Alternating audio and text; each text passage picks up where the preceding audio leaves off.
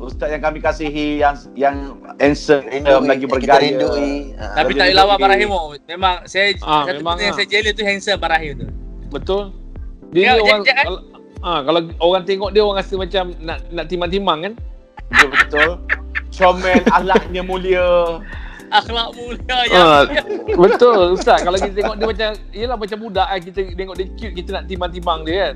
tu dimang-timangkan. Yang guess Ustaz bukan aku. Tak, tapi betul. Aku dengan Ustaz sependapat.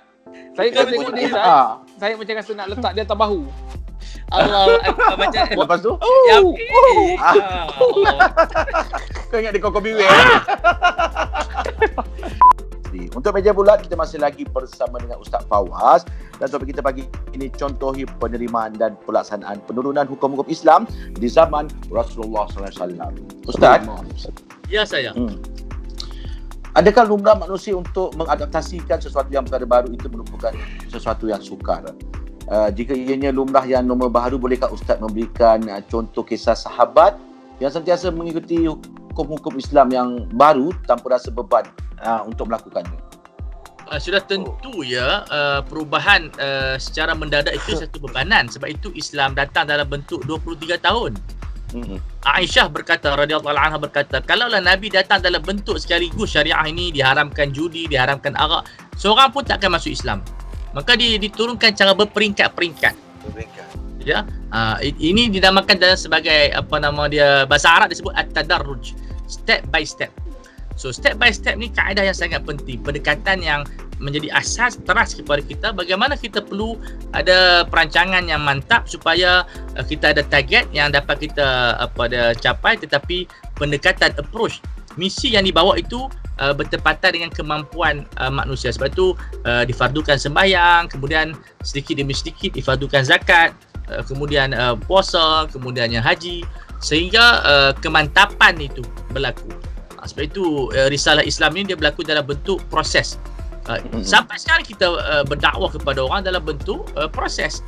Kita mengajak mereka kalimah la ilaha illallah setelah mereka yakin dan beriktikad bahawa di sana ada Tuhan yang mencipta mereka, maka kita mengajak kepada sembahyang, kemudian sedikit demi sedikit kepada puasa dan seumpama dengan dia. Tidak boleh kita membawa manusia dalam bentuk sekaligus, dan itu akan memberikan satu keputusan yang tidak baik. Dan itu kita melihat pendekatan Rasulullah sangat menjadikan para sahabat cintakan Islam kerana pendekatan Rasulullah sangat bermunasabah dengan sifat kemanusiaan itu sendiri.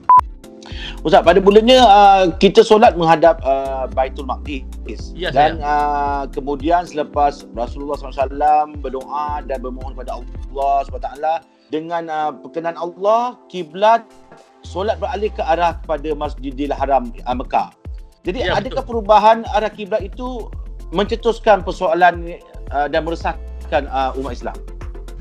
Untuk umat Islam tak ada masalah, cuma musuhnya Yahudi yang menjadi masalah kepada mereka. Mereka menjadikan isu yang besar ketika mana berlakunya perubahan kiblat. Sayaqulu sufaha'u minan nas ma wallahu ma'an qiblati allati kanu 'alayha.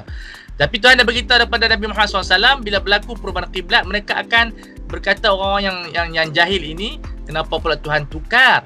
Sebenarnya kiblat ini dia adalah satu simbolik, bukannya Tuhan berubah ke timur atau barat. Tuhan adalah Tuhan.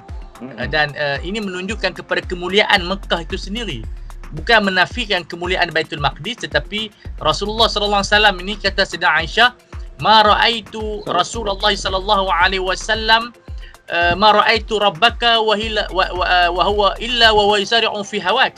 Aku tidak pernah melihat Tuhan kamu wahai Muhammad melainkan cepat-cepat mengikut hawa nafsu kamu. Iaitu bila Rasulullah cenderung saja, Allah Ta'ala akan memperkenankan. Belum berdoa lagi. Sebab Rasulullah ni adalah Habibullah. Dan Allah Ta'ala tidak akan menyedihkan pada Rasulullah SAW. Sebab itu bila Nabi berdoa, Nabi tidak push, tapi hanya berdoa. Nabi menginginkan, qad nara taqalluba wajhika fis sama. Kami melihat mata Nabi duk tengok ke langit, mengharapkan Allah Ta'ala ubah kiblat. Jadi akhirnya fawali wajhaka syatrul Masjidil Haram, palinglah muka kamu di sana. Dan ini tempat yang kita sekarang ni sembahyang dapat 100,000 pahala yang sangat lebih, bumi yang sangat barakat, dan semua orang merindui sekarang ni walaupun sekarang ini ditutup. Mudah-mudahan Allah Ta'ala kembalikan kepada kita untuk kita ziarah Masjidil Haram, kita berdoa. Amin. Tempat yang sangat barakat, mustajab, yang tempat yang tidak diharamkan sembahyang, tidak ada waktu tahrim. Ya, tidak ada waktu haram. Semua waktu kita boleh bersembahyang. Mungkin Ustaz boleh buat kesimpulan tentang contoh penerimaan dan pelaksanaan penurunan hukum-hukum Islam di zaman Rasulullah SAW.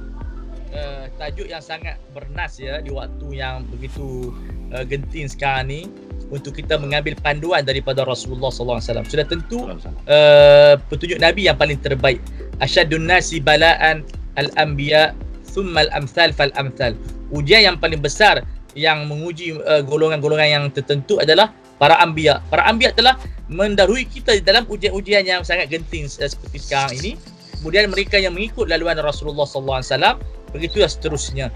Jadi seterusnya kita berinteraksi dengan ilmu, berinteraksi dengan wahyu, berinteraksi dengan kesabaran, berinteraksi dengan hikmah, berinteraksi dengan kerjasama. Zaman sekarang ni kita perlu kepada 3 perkara: ilmu, kerjasama dan mahabbah, kasih sayang.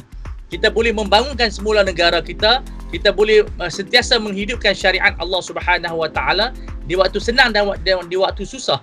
Syariat sentiasa bersifat dia panggil tetap pada dasarnya dan bersifat anjal, sentiasa fleksibel dengan keperluan kita, dengan kelemahan kita, sehingga kita mampu mendekati Allah Subhanahu Wa Taala di waktu senang dan susah. Itulah matlamat syariah, sentiasa mendidik kita supaya kita dapat mencari jalan keluar. Di waktu orang kadang-kadang mungkin dia blur, tapi syariah memandu kita jangan blur. Kita ada wahyu yang menyuluh kehidupan kita sehingga kita mampu membina tamadun insya-Allah dengan izin Allah Subhanahu Wa Taala. Ingatlah, alaysa subhu biqarib, bukankah subuh itu dekat, kata Allah Subhanahu Wa Taala. Sekian dahulu. Assalamualaikum warahmatullahi. Amin. Terima kasih banyak Ustaz.